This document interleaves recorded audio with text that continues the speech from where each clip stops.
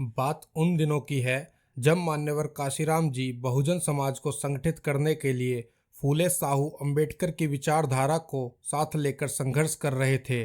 उस समय उनके पास ना पैसा था, ना आय का कोई स्रोत। किसी फकीर की भांति वे दर बदर घूमते रहते थे। जब जहां शाम हो जाती थी वहीं पर ठिकाना बना लेते थे। जो भी साथ मिला उसके साथ घूमते थे। जिसके यहाँ जगह मिली वहां पर विश्राम कर लेते थे। उनकी अथक मेहनत जारी थी। कभी कभी तो उन्हें भूखे पेट रहना पड़ता था। जेब में अगर 2-4 रुपए पाए गए तो चौराहे पर लगी दुकान से भजिया या मूंगवड़े खाकर और ऊपर से 2 गिलास पानी पीकर पेट की आग बुझा लेते थे। पैर की चप्पल पूरी तरह घिस जाने पर भी बदली नहीं जाती थी। कुछ लोग उनकी समाज जागृति की भावना को समझते थे। ऐसे लोग ही उनका ख्याल रखते थे। किसी को फटी कमीज नजर आई तो वह दुकान से सस्ती कमीज लाकर उन्हें दे देता। कभी फटी पैंट दिखी तो पैंट लाकर दे देता था। यह तो बाहर के वस्त्र थे, लोगों की नज़र पड़ने पर लाए जाते थे। एक समय ऐसा भी आया जब नई बनियान खरीदने के लिए मान्यवर काशीराम जी के पास पैसे नहीं थे, मगर अंतर वस्त्र तो किसी को दिखाई नहीं देते। काशीराम जी के पास केवल 2 बनियान थी और दोनों इस कदर फट चुकी थी कि उनको बनियान के बजाय चीथड़े कहना अधिक उचित होगा। उनमें कपड़े कम रह गए थे और छेद ज़्यादा थे।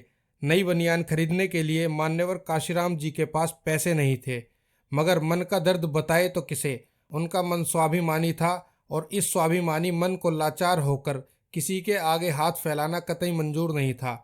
मन और तन तो केवल शोषित पीड़ित समाज का उत्थान करने हेतु कार्य कर रहा था। एक दिन की घटना है। नहाने के बाद उन्होंने अपनी बनियान कमरे के बाहर सुखाने के लिए रखी। उस समय कोई कार्यकर्ता उनसे मिलने के लिए उनके करोल बाग के कमरे पर आया था। उस कार्यकर्ता ने जब उस चीथड़े हो चुके बनियान को देखा तो उन्हें लगा किसी ने शरारत करने के लिए यह फटी बनियान तार पर रख दी होगी।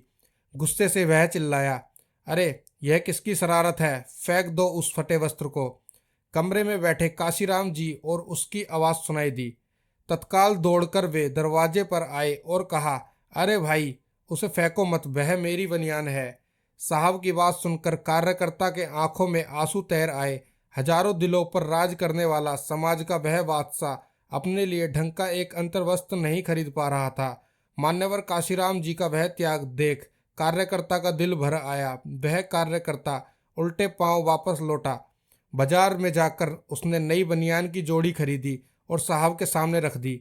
उसके आंसुओं की कदर करते हुए हल्की सी मुस्कान के साथ मान्यवर काशीराम जी बोले, भाई अभी आप वह फटी बनियान फेंक सकते हैं।